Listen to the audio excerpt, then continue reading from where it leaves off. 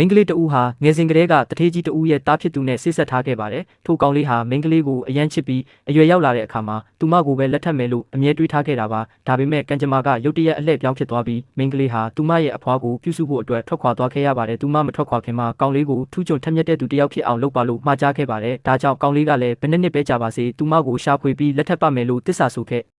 ပါတယ်18နှစ်ကြာပြီးနောက်မှာတော့ထိုကောင်လေးဟာအောင်မြင်တဲ့ stock share စီးရင်ဝင်ကုမ္ပဏီကြီးတစ်ခုရဲ့တရားဖြစ်လာခဲ့ပါတယ်။တနေ့မှာသူ့ရဲ့လက်ထောက်ကသူ့အမေကအိမ်အောင်ဖက်အစ်စ်တယောက်နဲ့တွေ့ဆုံဖို့စီစဉ်ထားကြောင်းပြောလာပါတယ်။ဒါပေမဲ့သူကတော့သူချစ်တဲ့မိန်းကလေးကိုပဲရှာချင်တာကြောင့်ချက်ချင်းညှင်းဆိုလိုက်ပါတယ်။နောက်ဆုံးမှာတော့သူဟာမိန်းကလေးရဲ့အဖွားအိမ်ကိုရှာတွေ့ခဲ့ပါတယ်။ဒါပေမဲ့သူဟာအခုထိသူမအတွက်မထိုက်တန်သေးဘူးလို့ကြောက်ရွံ့နေတာကြောင့်တကားခောက်ဖို့တတိမရှိဖြစ်နေခဲ့ပါတယ်။သူ့ရဲ့လက်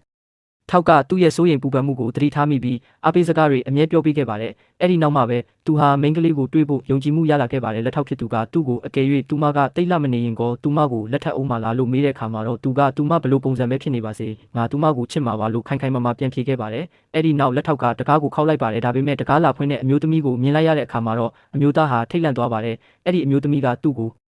ချုံမောတယ်လို့ထင်ပြီးနမ်းဖို့ကြိုးစားခဲ့ပါတယ်။အမျိုးသားကကြောက်လန့်တကြားနဲ့သူရှာနေတဲ့မိန်းကလေးရဲ့နာမည်ကိုအော်ခေါ်လိုက်မှပဲထိုအမျိုးသမီးကသူဘသူကိုရှာနေတာလဲဆိုတာသိသွားပါတော့တယ်။သူမကမိန်းကလေးဟာသူမရဲ့ဖခင်ရင်းစီကိုပြောင်းသွားပြီဖြစ်ကြောင်းပြောပြပြီးလိပ်စာတစ်ကိုပေးလိုက်ပါတယ်။အမျိုးသားဟာလိပ်စာအတိုင်းရောက်သွားတဲ့အခါမှာတော့အိမ်ထဲမှာမင်္ဂလာဆောင်တစ်ခုကျင်းပနေတာကိုတွေ့လိုက်ရပါတယ်။သူကမိန်းကလေးဟာတခြားတစ်ယောက်နဲ့လက်ထပ်တော့မယ်လို့အထင်မှားပြီးသူမကိုစောစောစီးစီးမရှာခဲ့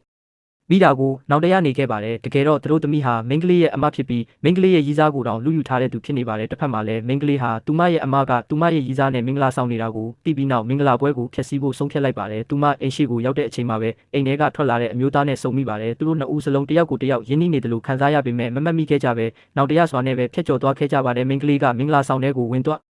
ဟာပြီးသူမရဲ့ရီးစားကိုဘာကြောင့်သူမကိုအတိမပေးပဲမင်္ဂလာဆောင်ရတာလဲလို့မေးလိုက်ပါတယ်ရီးစားဖြစ်သူကငါတို့ကမိသားစုအကျိုးစီးပွားအတွက်တွဲခဲ့ကြတာပါငါတကယ်ချစ်တာကမင်းရဲ့အမကိုပဲလို့ပြောလိုက်တာကြောင့်သူမရဲ့အမကအယမ်းခုန်ယူသွားပါတယ်အဲ့ဒီအချိန်မှာပဲအစီခံတယောက်ကလက်ဆောင်မှုတစ်ခုယူလာပေးပါတယ်အစီခံကဒါဟာတထေးကြီးတဦးစီကမင်္ဂလာလက်ဆောင်ဖြစ်ကြောင်းနဲ့ထိုသူထေးရဲ့နာမည်ကိုပြောလိုက်ပါတယ်မိန်းကလေးကထိုနာမည်ကိုကြားလိုက်ရတဲ့အခါမှာတော့ခုနကသူမနဲ့ဆုံခဲ့တဲ့သူဟာသူမရဲ့ငယ်တငယ်ချင်းဆိုတာကိုချက်ချင်းသိလိုက်ပါတော့တဲ့မိန်းကလေးကအယမ်းဝမ်းသာသွားပြီးအမဖြစ်သူရဲ့မင်္ဂလာဆောင်ကိုဖျက်ဆီးပြီးတာနဲ့အမျိုးသားနောက်ကိုအပြေးလိုက်သွားခဲ့ပါတယ်။သူမခြံဝင်းအပြင်ကိုရောက်တဲ့အချိန်မှာအမျိုးသားကကားပေါ်တက်နေပြီဖြစ်လို့သူမကသူ့နာမည်ကိုအော်ခေါ်ခဲ့ပါတယ်။ဒါပေမဲ့အမျိုးသားကကားထဲမှာဝမ်းနည်းစရာအချစ်တချင်းတစ်ပုဒ်ကိုဖွင့်ထားပြီးမိန်းကလေးကဘာလို့သူ့ကိုမစောင့်ပေးတာလဲဆိုတာကိုနားမလည်နိုင်ပဲအကျယ်ကြီးငိုနေခဲ့ပါတယ်။မိန်းကလေးကကားနောက်ကိုမမီတော့တဲ့အတွက်ရက်လိုက်ရပါတော့တယ်မကြခင်မှာဒါပဲမိန်းကလေးကအမျိုးသားရဲ့ကုမ္ပဏီစီကိုသွားခဲ့ပါတယ်မိန်းကလေးသူ့စီကိုလာနေတယ်ဆိုတာကိုသိလိုက်ရတဲ့အခါအမျိုးသားဟာအပြုံးမပြတ်နိုင်အောင်ဖြစ်နေပါတယ်မိန်းကလေးရောက်မလာခင်မှာသူကတမင်တကာသူ့ရဲ့ကုတ်အင်ဂျီကိုချွတ်လိုက်ပြီးသူမရှိမှအချောဆုံးပုံစံဖြစ်နေစေဖို့လေ့ကျင့်ခန်းအနည်းငယ်လုပ်ပြနေခဲ့ပါတယ်ဒါပေမဲ့မိန်းကလေးဝင်လာတဲ့အခါမှာတော့သူကဝမ်းနဲ့တလူဟန်ဆောင်ပြီးသူမကိုဘာကြောင့်တခြားတစ်ယောက်နဲ့လက်ထပ်ခဲ့တာလဲလို့မေးပါတယ်မိန်းကလေးကတော့သူဘာတွေပြောနေတာလဲဆိုတာကိုနားမလည်ပဲကြောက်နေခဲ့ပါ